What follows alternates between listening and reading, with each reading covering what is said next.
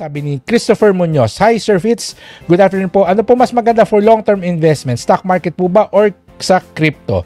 Stock market. Without having second thoughts.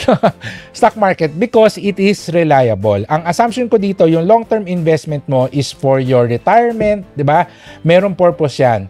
And when it comes to the stock market versus crypto, mas reliable, mas may historical performance ang stock market. So, dun ka mag-invest. Kung meron kang pera na pwede mong i-invest in the long term na honest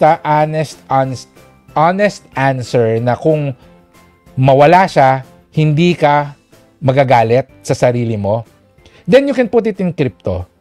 Yung long-term investment portfolio ko, if I will be honest, 95% nasa stock market / equity funds, yung 5% nasa crypto. So yung buong investment portfolio ko, 5% ang nasa crypto. 95% nasa combination ng mga iba't ibang stocks, equity funds, mga strategic growth funds, etc. So, napakaliit lang. Okay? So, if you have to choose the stock market.